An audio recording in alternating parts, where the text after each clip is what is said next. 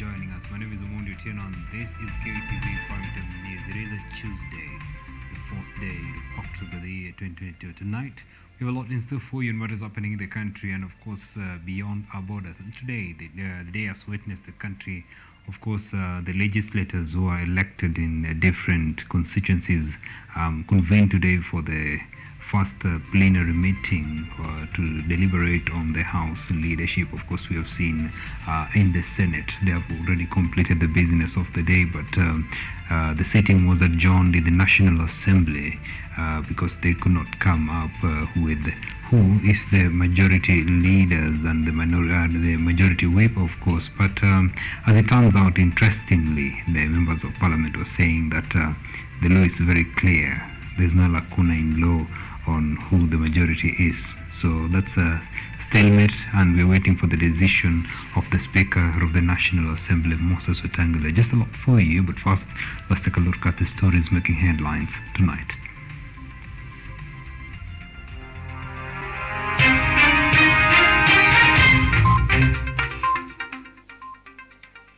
Legislators convened for the first plenary sitting to settle on House leadership.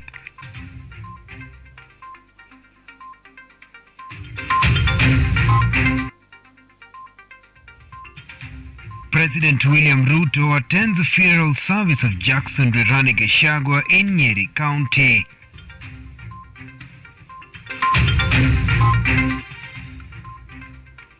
Ruto gets new aide-de-camp with Lieutenant Colonel Lekolon redeployed as a brigadier.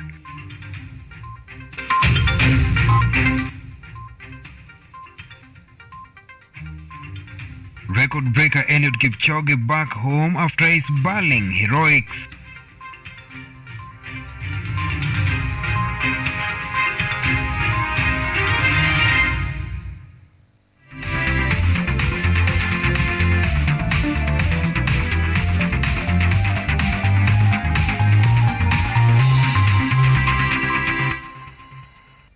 You are watching KUTV Primetime News with OMONDI OTIENO.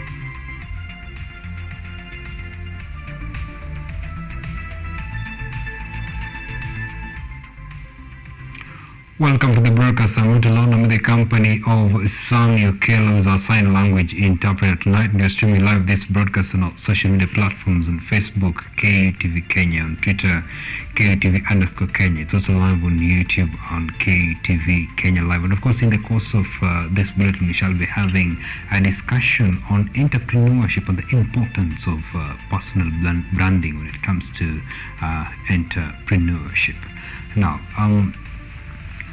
following the death of the brother to the Deputy President, Rigathi Gachagua, his late brother Jackson Rirani, who was buried today at his home in Hiriga Village, Madeira constituency in Nyeri County. The late Rirani passed away on September 24th after he suffered from a heart attack. President William Samuel Ruto led the mourners to comfort his close partner's family. He recognized Jackson Rirani as a hard-working, generous volunteer and a great team builder of the nation. DP Rigathi Gachagua reminisced on how he spent quality time with his brother during the inauguration ceremony last month and recognized him as a generous gentleman since at one time he paid his school fees. He insisted that human beings were also natural things. The time, I believe, is drawing near when everybody will appreciate the climate crisis and Kenya's energy advantage, as my father did. The man lying here with us, Jack Rirani, who was the eldest among the sons of the late Mother Kirigo and Zen Hashim Gachagua. He's a man that we all hold in highest esteem as a family. Our parents, late Zen Hashim Gachagua Rirani and his wife, Mama, popularly known as Marina, were peasant farmers and death freedom fighters. And when they came from the forest, unlike today, they did not know about insurance. what they did about education, they came up with an insurance scheme to make sure that their children go to school. And that insurance scheme by my parents and all other people of that time was a masterstroke. What those parents will do is get as many children, educate a few, and the few to educate the rest. Poleni sana kwa kumpoteza huyu ndugu yetu. Tunajua ya kwamba yeye amekuwa ni mtu wa muhimu sana katika familia hii. Vile tumeambiwa, alishughulika na mambo ya familia hii. Alishughulika na mambo ya masomo ya familia hii. Mumesikia naibu wetu wa rais akisema alimsaidia kwa masomo ama kumlipia karo ya shule. Alifanya mchango wake kama Mkenya. Tumesikia mahali alifanya kazi. Tumesikia hata mara ya mwisho alikuwa anafanya kazi hapa ya kuhakikisha kwamba mambo ya irrigation katika mambo yetu ya kilimo. Kwa hivyo huyu ni Mkenya ambaye ametoa mchango wake katika familia na katika taifa lake. President William Ruto has appointed Colonel Fabian Lesururang as from the Kenya Army as his new aide-de-camp. Lesururang takes over from Timothy Lekolol, who served former President Uhuru Kenyatta and Ruto in his first weeks as the head of state. He will be deputized by Colonel Damaris Agneta from the Kenya Army too. His first tour of the duty was on Tuesday, 4th October, where he accompanied Ruto to the burial of the Deputy President Rigathi Gachagwa's brother in Mathira, Nyeri County. Lesururang, the new aide-de-camp, was commissioned into service in 1999. Before his appointment, he served as a senior Special Forces branch commander.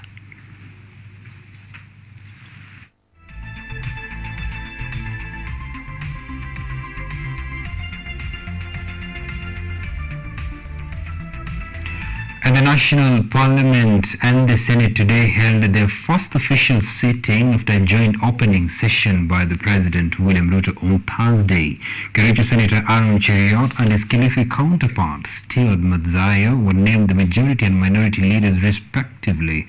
On the other hand, the Speaker of the National Assembly, Moses Wetangula, suspended the naming of the majority-minority leaders after a heated debate erupted between members of the Azimio and the Kenya Kwanza on which side has the majority in Parliament. Tuesday afternoon, the legislatures trickled into their respective houses, ready for the first plenary sitting. As anticipated, the debate between which side had the majority in both houses taking center stage here, with those of the Azimio in the National Assembly categorically stating that they were the majority in accordance with the law, with their counterparts challenging them to table the party agreement before the House. However, Speaker Wetangula suspended the naming of the majority and minority leadership stalemate, stating that the matter pertaining to the House leadership needed time before a decision could be made on who between Azimio and Kenya Kwanza would assume their different roles. Election as the Speaker of the 13th National Assembly. In the Senate, Speaker Amason Kingi rejected attempts by Azimio to challenge the Kenya Kwanza's majority status on the floor of the House, when the Azimio senators claimed that the Kenya Kwanza ceased to be the majority coalition following the resignation of Moses Wetangula as Bungoma senator and the nomination of 2 senators to the cabinet by President William Ruto. The Speaker, however, went ahead and named Kericho Senator Aaron Cheriot as the majority leader, deputized by Nakuru Senator Tabitha Karanja. Kakamega Senator Boni Halwale was named majority whip and will now be deputized by his Samburu counterpart Steve Lelagwa as deputy majority whip. Kilifi Senator Stewart Madzayo and his counterpart Enoch Wambua have been named minority and deputy minority leaders respectively. Respective senators were also approved to serve in the Senate Business Committee. The legislatures are expected to meet tomorrow to determine the way forward before approval of members to serve on various committees. For KUTV, I am Eugene Mayabi. Thank you. Thank you so much, Eugene Mayabe, for that report. Now, an association of Embu County University students has called on both the county and the national government to intervene and bring to an end the female genital mutilation practices in the county. The students are advocating for tough punishment against the perpetrators of the illegal vice. A section of university students from the Embu County Campus Students Organization has urged the national government and the county government to take tough action against Embu residents who continue to subject girls to female genital mutilation. Despite all of the precautions put in place by the government to combat FGM, the students claim that the practice is still prevalent in most regions of Embu County. FGM will keep on either lowering the self-esteem of the ladies, and again they will make these students drop out of school, because at some point when FGM is practiced, these people either they are damaged in some way, others will find they can't even concentrate in schools. So we ask the government of Kenya, in collaboration with the county government of Embu, to take action in those areas where FGM is practiced. According to a report by UNICEF in Kenya, around 4 million or 1 in 5 women and girls have been subjected to FGM. In some communities, this rises as high as 94%. Although overall, these numbers have declined over recent years, they remain much too high. At some point, we'll acknowledge the laws are there, but at some point they are not enforced or followed to the latter. So at the end of the day, we can still have some motions in Parliament where they can enhance these things and strongly amend them to cover these parts and to at least protect women. Students and stakeholders at the University of Embu have urged the government to adopt a multi-agency campaign against FGM in order to eradicate it not only in Embu County but throughout Kenya. For KUTV, I am Teresia Maluki. Alright, and on my chronometer it's 15 minutes past the top of the hour. It's time to take a fast break here on KUTV Primetime News. The moment shall be coming back, probably the discussion of the night. So stay with us. See you on the other side.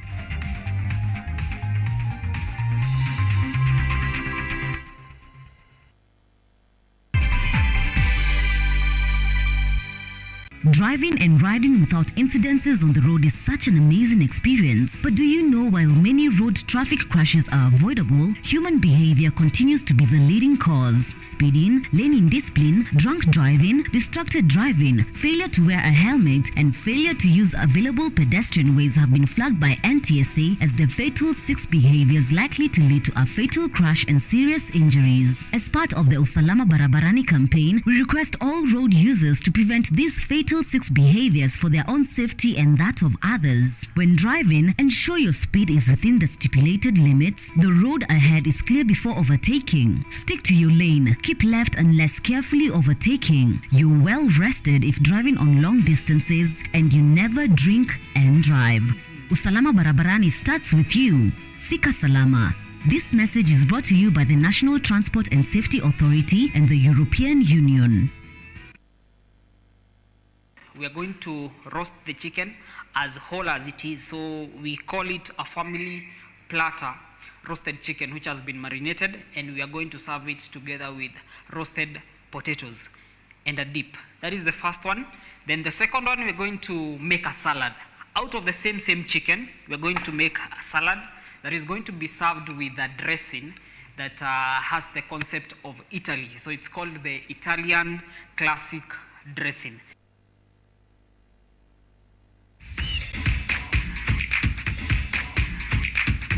Ukiwa na dukuduku la michezo, tunafungua sanduku la dukuduku kwa ufahamu zaidi. Kila danadana, mitimpo,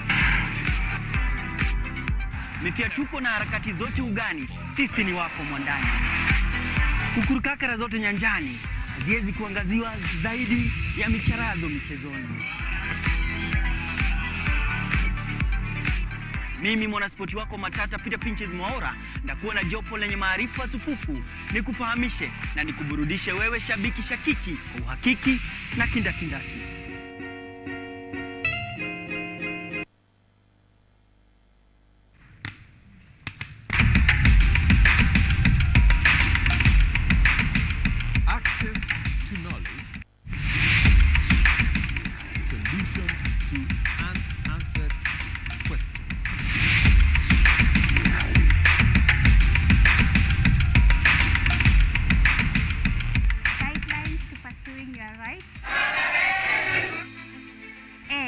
repossessing your property, intellectual or material.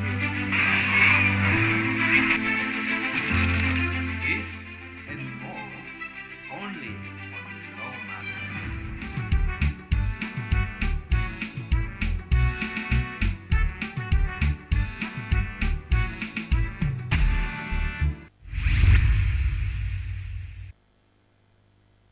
Today I am at DIN, Digital Education Africa Network. So at DIN we have a program we call Classworks program. As you can hear, is that a classroom is supposed to work for the students. And this Classworks program is feeling a niche to understand that we do have modern students in the classroom right now. And also with the changing world with technology, that students have access to technology in the classroom. We give digital tools to schools. These are computers and also something called the Limupai. So most of the schools right now don't have computers, so we provide that in our program. Prostate cancer is a type of cancer that affects the prostate gland. It is highly treatable if detected early. As you grow old,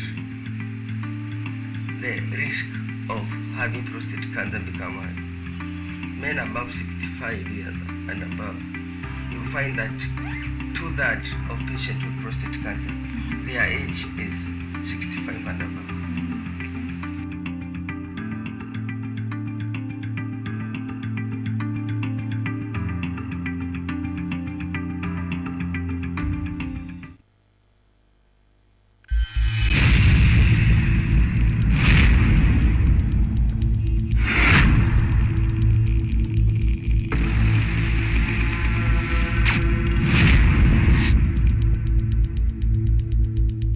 Tunakula usiku.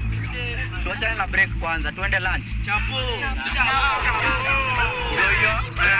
Kama ndimo.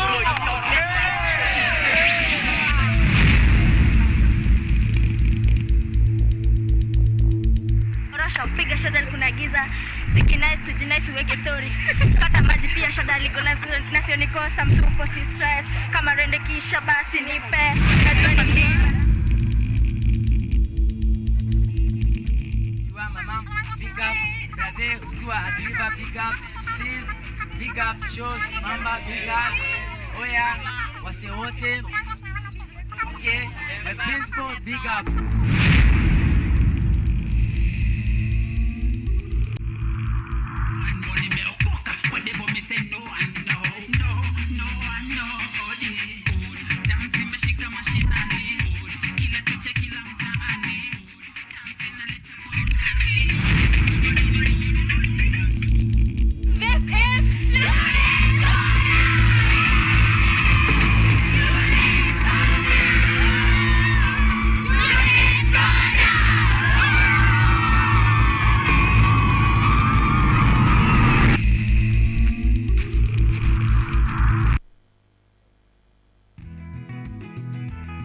Sasa ni bora zaidi, mwanzo mpya, mambo mapya.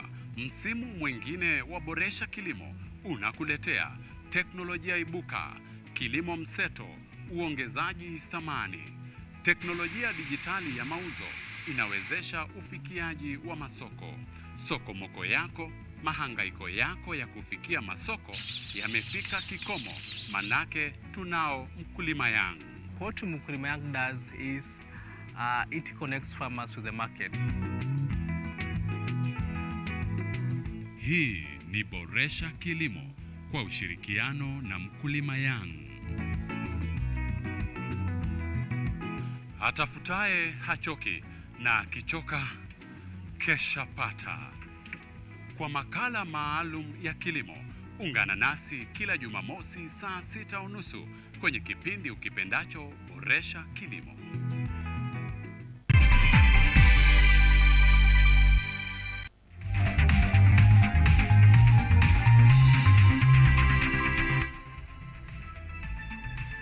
You are watching KUTV Primetime News with OMONDI OTIENO.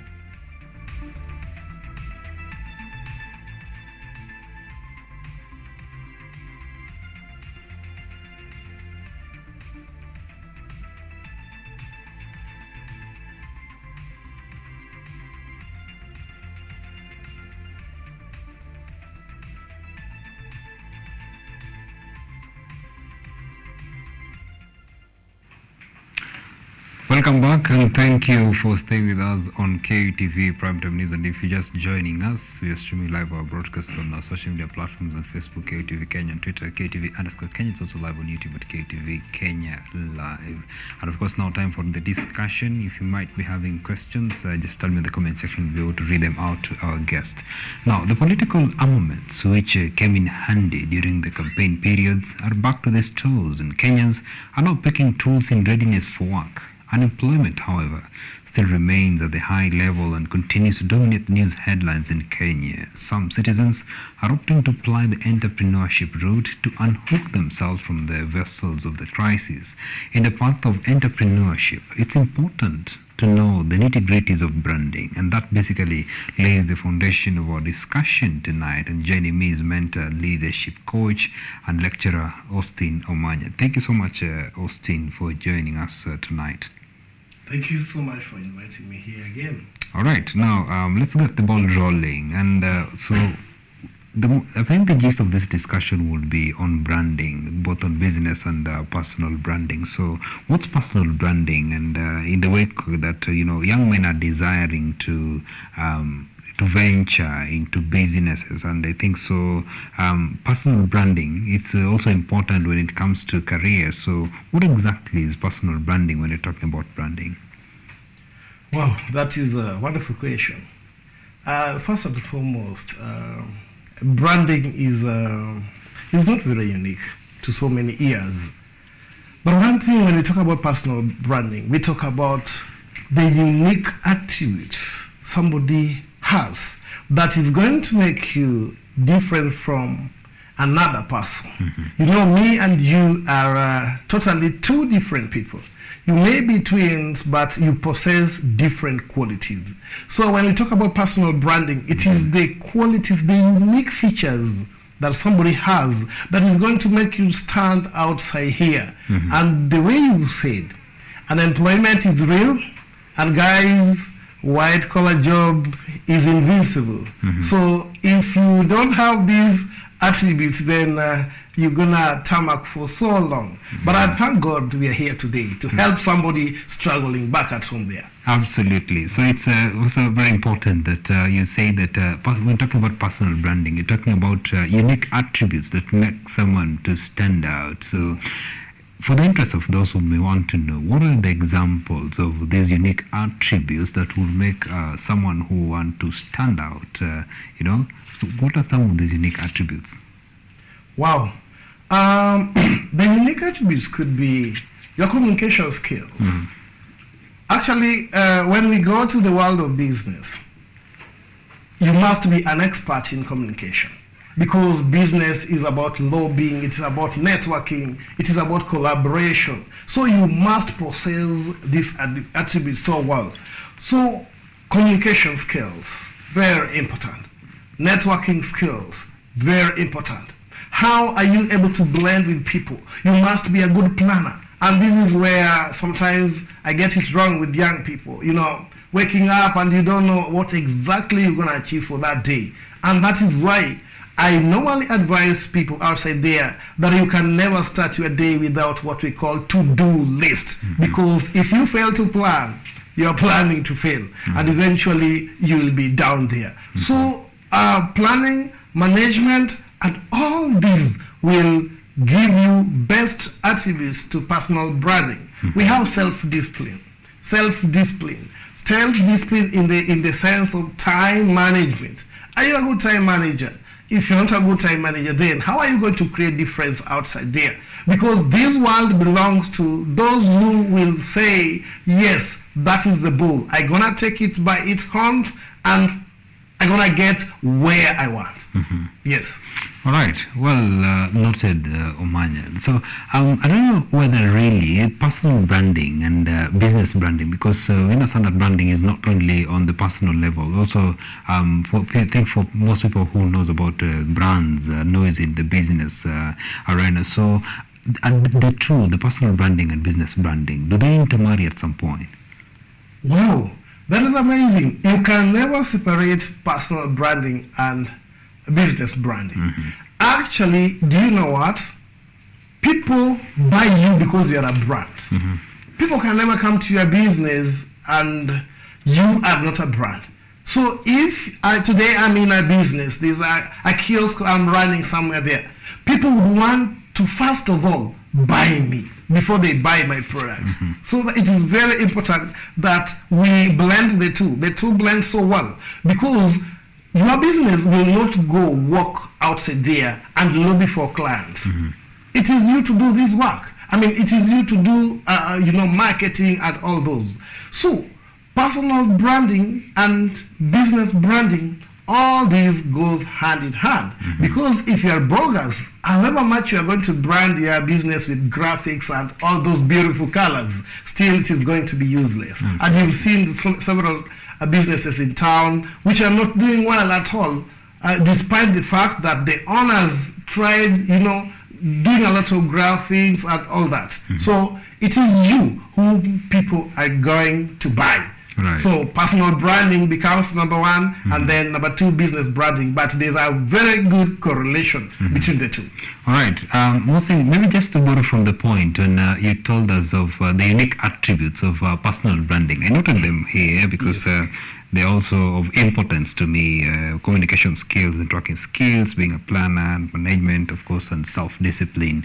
So now that you noted to us that the two, the personal branding and business branding, it correlate well with each other. So what are now the unique attributes of proper business branding? Because if you are having now the personal branding and now you want to put them into practice in your business, so in the business branding, so what really are some of these unique attributes that someone needs to possess in terms of business branding? Wow, I think I mentioned part of them there.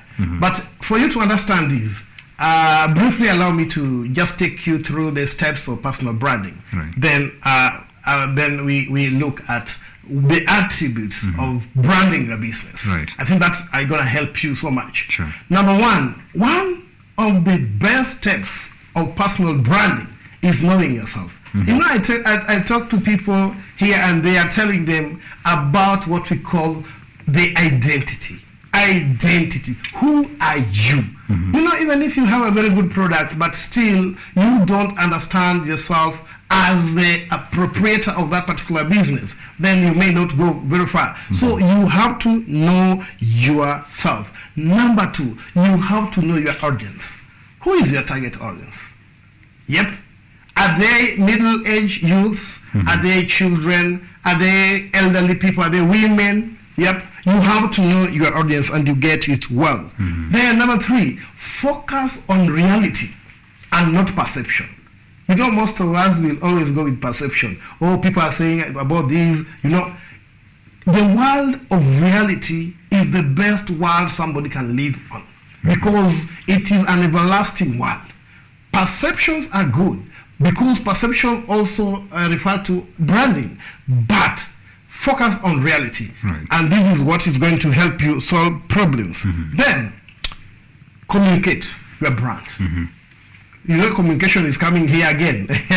Communicate your brand. It's cutting across exactly. personal business. And then finally, do what we call evaluation.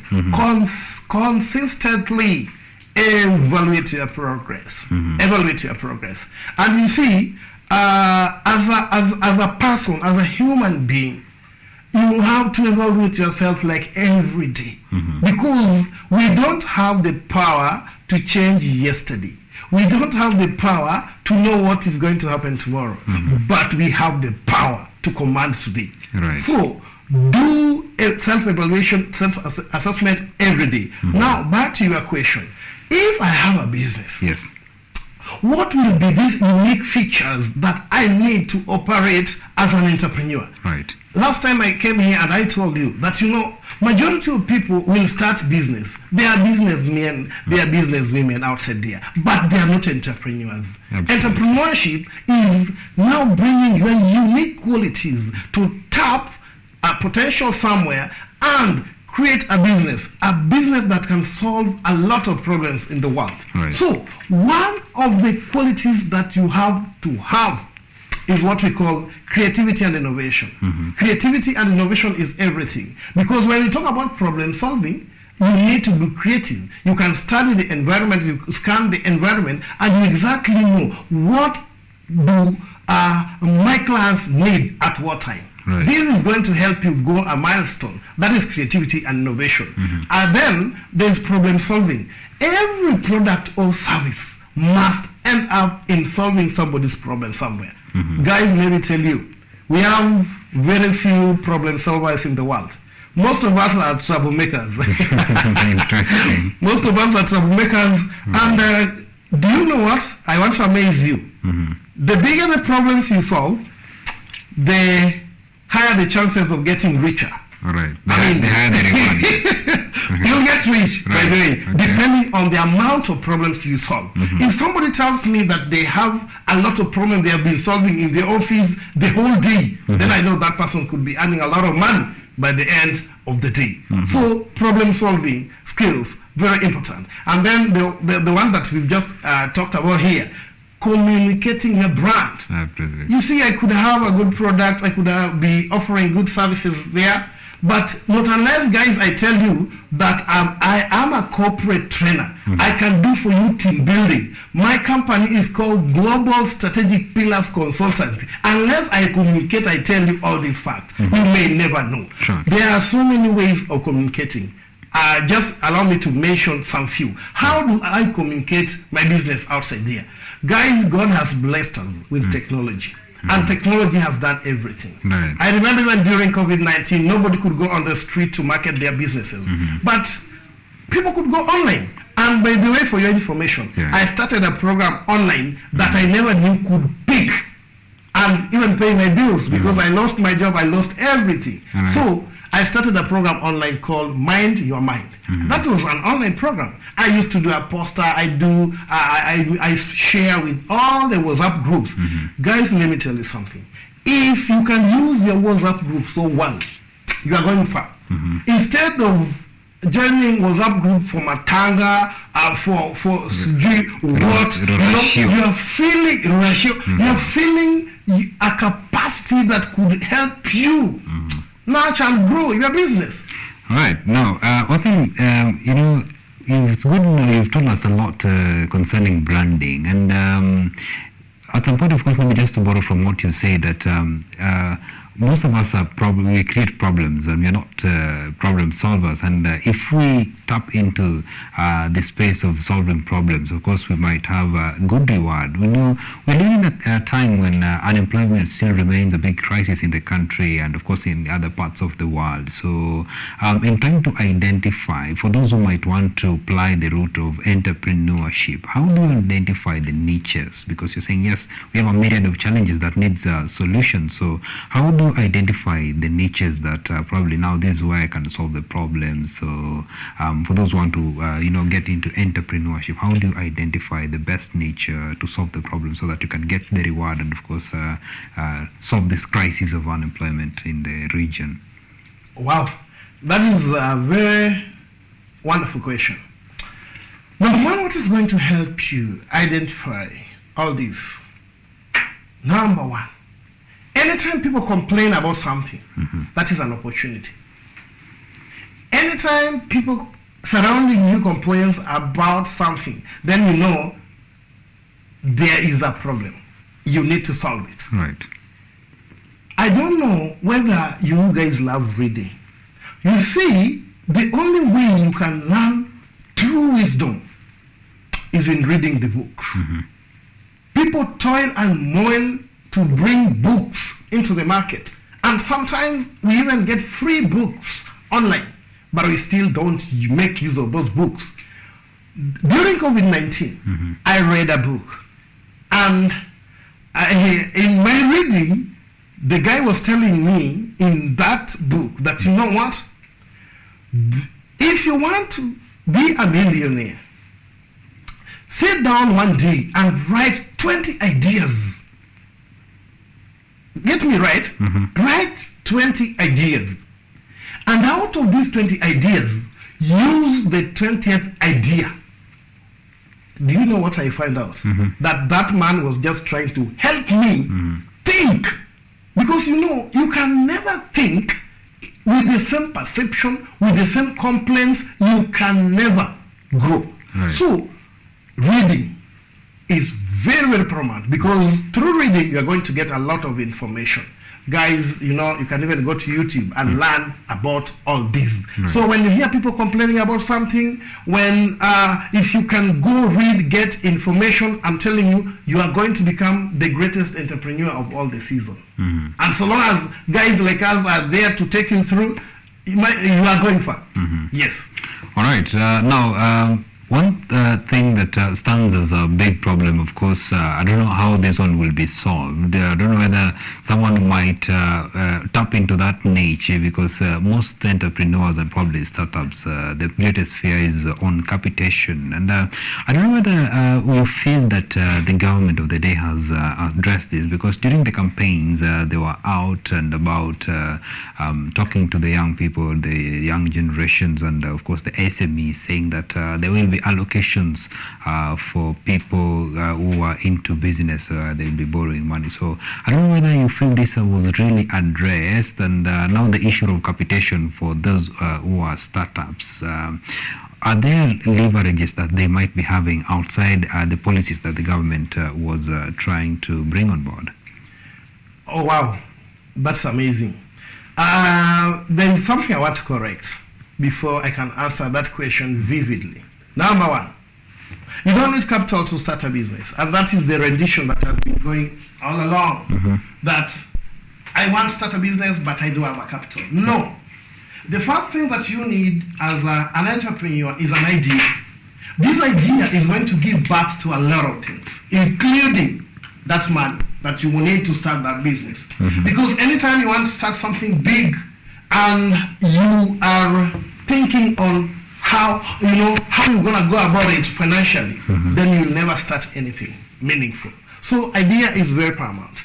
Yes, the government had promised young people, especially young people, that we are going to give you this much to start your businesses. I don't think that can cure the rate of unemployment in this nation. Yep. One thing I want to advise young people is what we call savings culture. Savings culture. When we are doing financial literacy, this is one thing that we normally insist as long as we exist. Why? Savings culture will make you go miles away. Why? Because you don't need a loan to start a business. Guys, I'm repeating. You better start that business with the little that you have and escalate, you grow that business. Because anytime you go borrow loan there, one thing you have to know is that entrepreneurship is about risk-taking. But I think that the step of borrowing a loan probably is also another step of taking risk. What do you think? Yeah, it is taking, but risk should also be weighed. You cannot just take a risk that is going to plunge you into depression. The following day you call me for a mental health program. So what will happen is this: we need to really teach our children about money, about savings culture. Once we have the savings culture, then we are able to get surplus. Surplus is now the loan we are talking about. Right. Surplus is now maybe donation from my friends, our family members, and things of the kind. Then we are able to tap and go. And guys, let me tell you something. The government, I remember during we had a program called Youth Employment Summit. And guys, that is what gave birth to the Youth Fund. Yes. Yep. Youth Fund is there. And at one time I was working with the Ministry of Youth Affairs in charge of a constituency. And I can amaze you what happened. We gave young ladies, we gave young men the money. And they were not able to pay back this money.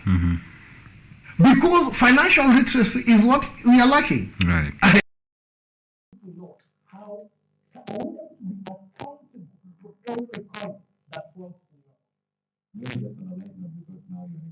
profession, and probably I know when the president set up a task force to review the CBC curriculum. I know in the reviews probably they'll remove some things and probably add some things to it.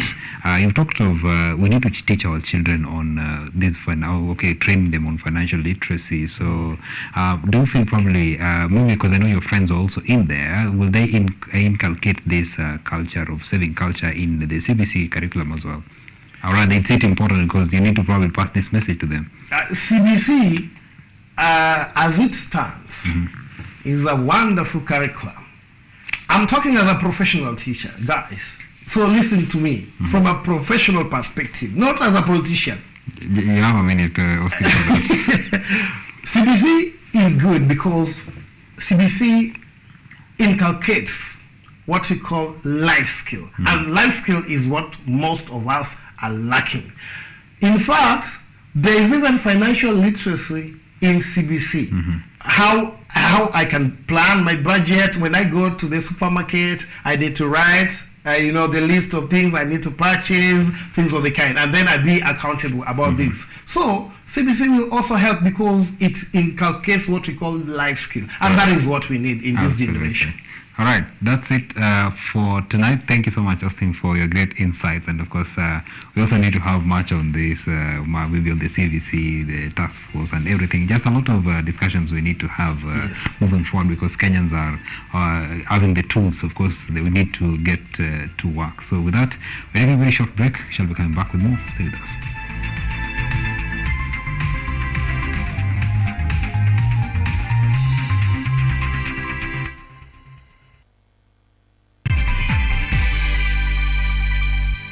KUTV, in conjunction with Kenyatta University Funeral Home, is now offering death announcements immediately following our news bulletins at 7 p.m.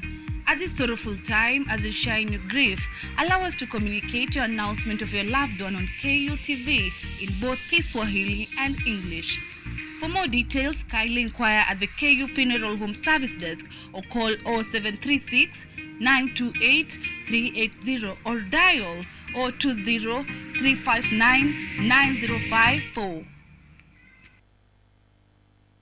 Motocross is a form of off-road motorcycling held in enclosed road circuits. In Kenya, most of the races are held at the Jamhuri grounds.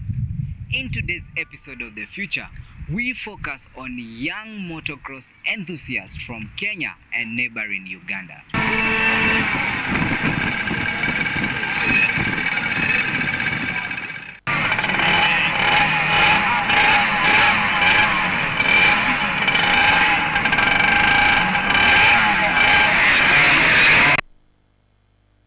Welcome to Children's Corner.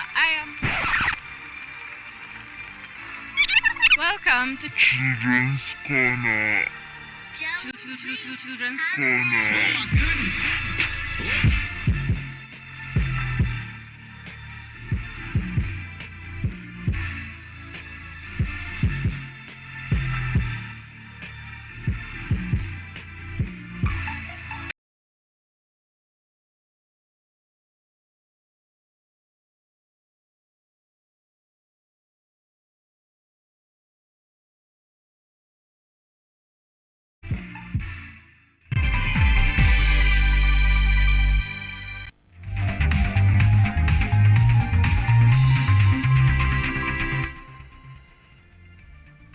You are watching KUTV Primetime News with OMONDI OTIENO.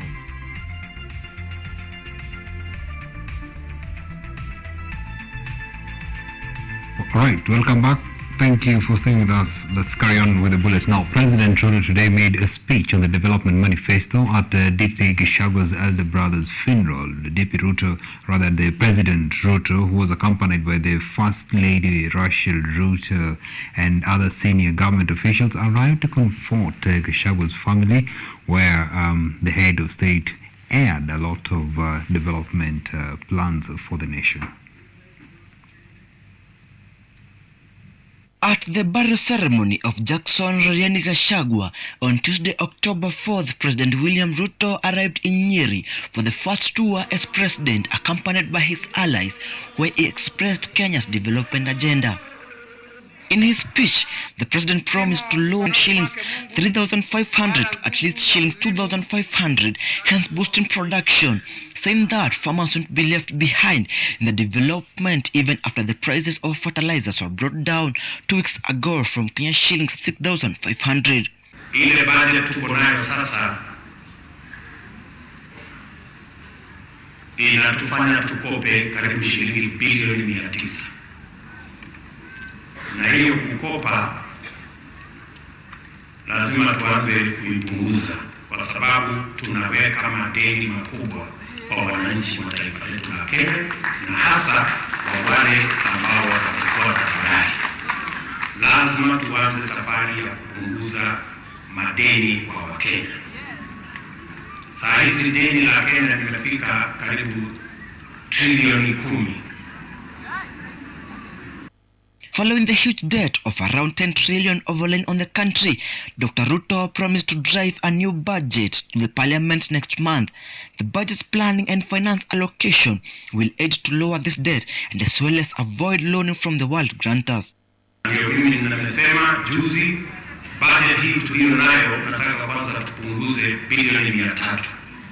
Tuondoe zile vitu ambazo zinaweza kungoja.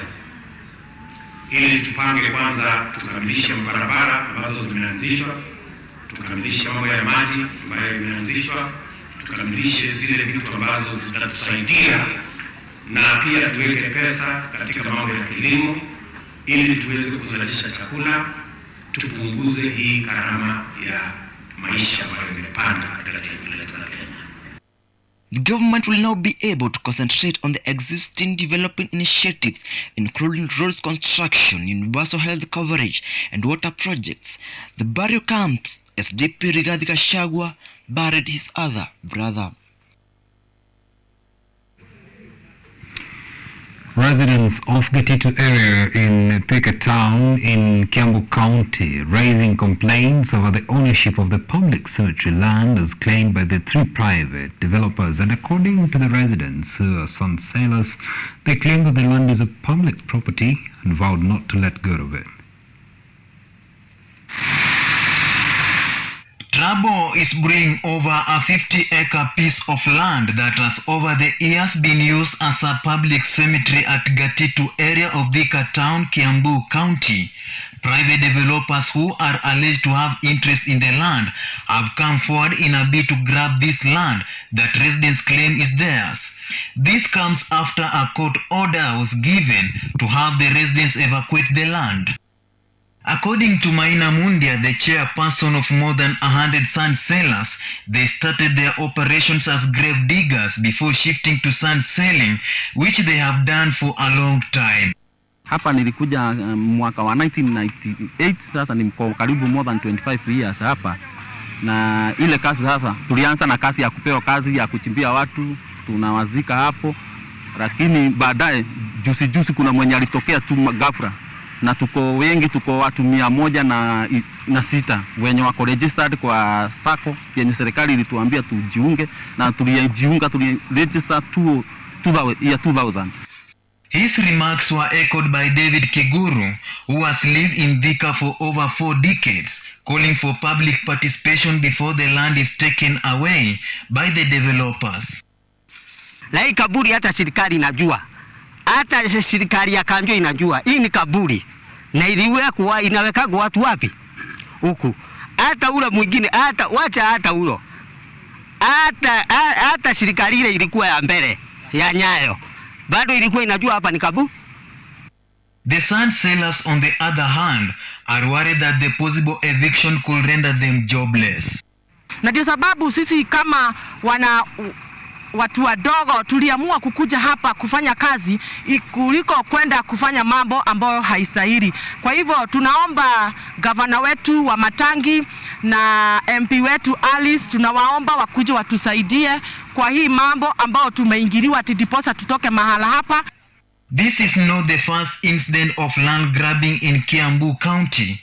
In 2020, the former Member of Parliament for Thika Town, Patrick Wainaina, wrote a letter to the outgoing Cabinet Secretary for Land, Farida Karonei, requesting her to intervene and settle the issue of grabbing of public land in the constituency.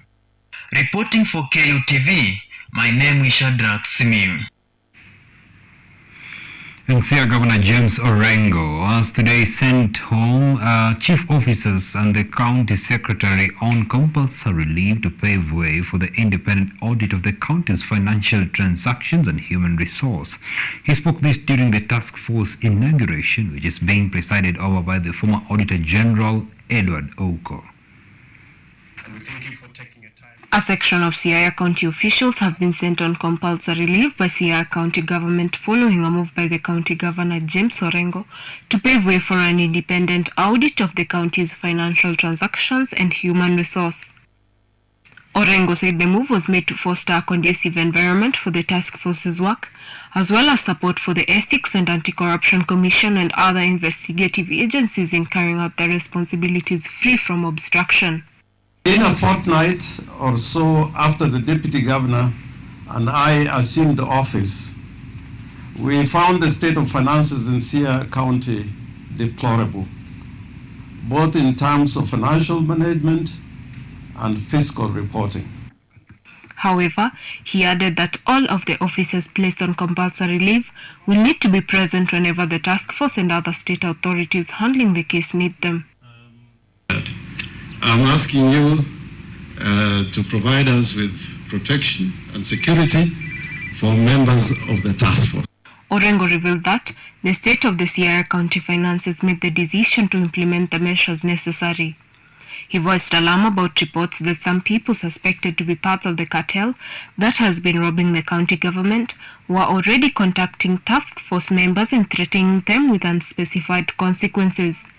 For KUTV, I am Susan Wayaki.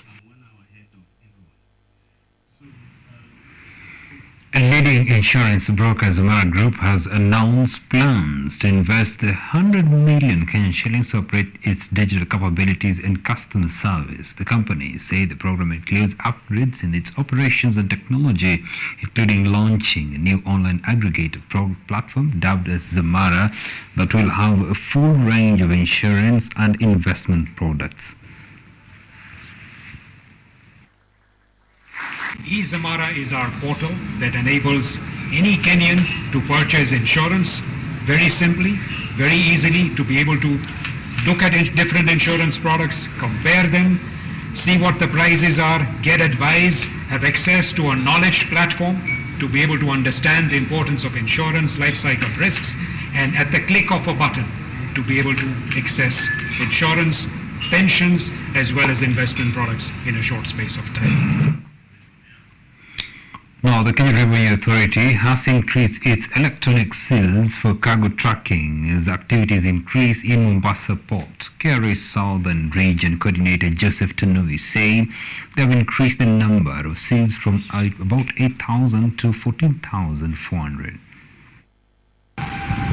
Speaking during the launch of the Taxpayers Month and Customer Service Week at the Mombasa KRA headquarters, the KRA Southern Region Coordinator Joseph Tanui said that KRA has been able to add the number of seals from about 8,000 to 14,400. KRA has also developed an online system for allocating the seals, moving away from the manual process, which he said was prone to corruption. That area we are doing quite well. There was some challenge in terms of the number of seals, which was causing a bit of some delay. But we've been able to add the number of seals. I think, if I'm not wrong, how many are there now, Rosemary? About 12,000? According to Tonui, through the implementation of the Regional Electronic Cargo Tracking System, RECT, and the Single Customs Territory, KRA has not only enhanced trade within Kenya's boundary, but also with the East African community. Again, we are also trying to roll out the program under the approved economic operators. You know, the bigger importers, the bigger clearing agents, we give them the green channel based on their history of declaration. Tonui added that the implementation of RECs and the scanner management system at the port had reduced the cost of doing business in the industry and greatly enhanced service delivery by improving the efficacy and transparency of their services. The scanner system was non-intrusive and reduced congestion since consignments were being scanned at the port, but analysts were located in different locations and not having to be physically in Mombasa. Of course, for our transit goods, we have the electronic cargo tracking system, which is not a Kenyan system, it's for all the countries within the region. And the issue is to monitor trade across the corridor. The KRA Southern Region contributes about 30% of the national taxes, mostly through the port of Mombasa, and has been surpassing their targets in the last 2 financial years. Jacqueline Wanjiru, KUTV.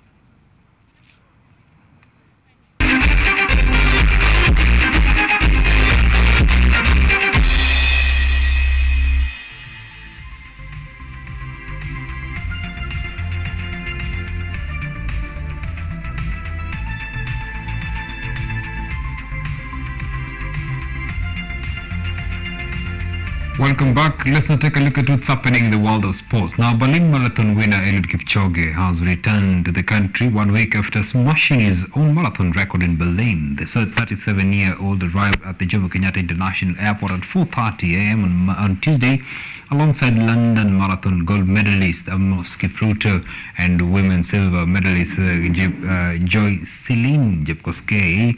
Kipchoge says that it's now time to recover as he reflects on the marathon before announcing his next move.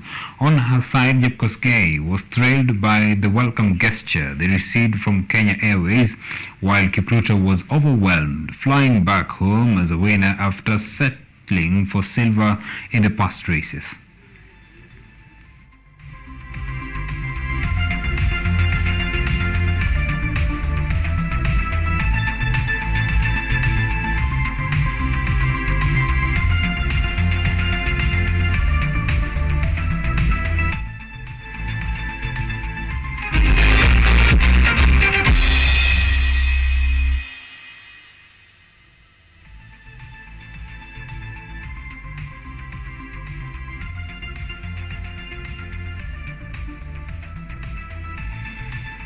Alright, thank you so much for staying with us, and with that we call it a wrap here on KUTV Primetime News. Our sign language interpreter for the night has been Sami Okelo. My name is OMONDI OTIENO. With that, we call it a wrap. You have a great night. Shall be meeting next week. God bless you.